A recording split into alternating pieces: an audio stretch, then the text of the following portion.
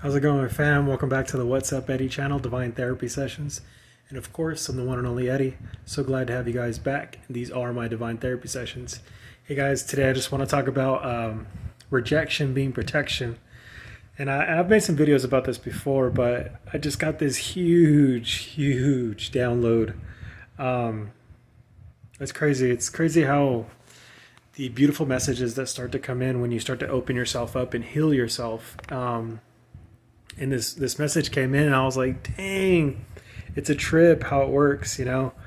But the message that came in was because, okay, so right now I'm going through a period of healing, right? And so, you know, you go over, the thing is like the problem, or not the problem, but the painful thing about healing is that you have to revisit it, right? And it doesn't feel good. It brings all that stuff back to the surface. My muscles get tight. I don't like the way it feels. Always feel better after the fact, right? Like healing. You'll know when you've healed is when you think about the person or the thing or whatever it is that's hindering you in the process. You no longer get a reaction from it, right? So that's like you getting past it. Now, it's so interesting, man, because I kept asking myself, is like, why can't, like, because I want to be around certain people, right? Like I wanted to be accepted by them. I didn't want them to treat me the way that they did, right? Just because either, whatever the case is, I look different or my eye color is different or I don't have the same, same tactics that they use or whatever the case is, right? Whatever the differences is that I had with people that were close to me. Now, the thing that came up to me was this, is like God. I talk about God, right? Like, because God is the one I feel like giving me those answers, the divine.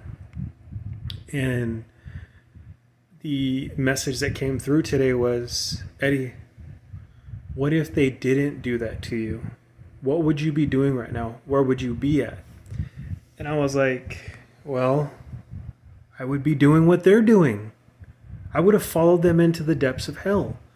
I would be either stealing, hurting, lying, cheating, or doing whatever the case is, right? Like, can you imagine? And it dawned on me, I would have followed these people into places that I would have never wanted to be. So their hatred and their rejection, them rejecting me was the blessing at the end of the day, because I'm a different person because of it. And they made me grow, right? Me being that black sheep of the family, or me being the black sheep altogether, is put me through different different psychological experiences, different body experiences, right? Different soul experiences. And I was forced, no matter how many ways I say this to you, whether that's me getting sober or me getting therapy or whatever the case is, right? I was forced to do that. Or what was the latter of that decision? Continuing the process and then imminent death. And you say, whoa, that sounds so intense. But that's exactly how my life was. So that's why I always say that, like, my life now, looking at it in retrospect, is a blessing, because I get to see it in a different aspect, right? Like, I know that there was a quote by Jim Carrey, is like, he's talking about black sheep, and he was essentially saying that the person who's isolated and left alone, the one who's like the redheaded stepchild, in a terrible way to say it, is that, like, you're forced to deal with situations in a healthy way, and the healthy way, a lot of us haven't been taught that way, right? And so that is the blessing as well, right? But, like, I just thought about it to myself. I was like, dude, I would have, to fit in and to be validated by these people, I would have done anything. So in all actuality, it was a blessing of protection, because, had they planned it out a little bit better, but because they liked the bullying tactics. It's interesting about a bully is they want to isolate the person and then watch them giggle about it, talk that ish, right? Talk that stuff, behind closed doors. Throwing stones, hiding hands kind of deal. Now, the crazy thing about it, you guys, is that I would have followed these people for validation. But because they didn't validate me, and because they isolated me, it protected me at the end of the day. And that's the message of today.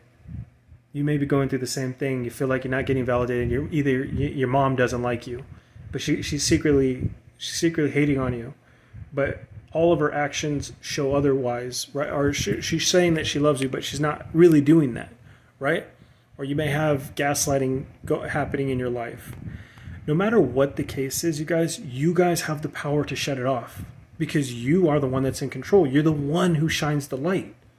And if you do that, all you have to do is cut off the energy source.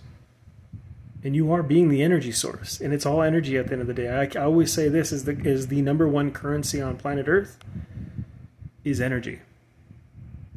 That's why people want to be around people. Some people can't stand being alone. If you can be alone in your own energy, it's because you're creating the energy, right? You're tapped into source being God. That's my opinion on it. You may have your own, whatever the case is. It's all good. It's all acceptable. No judgment here.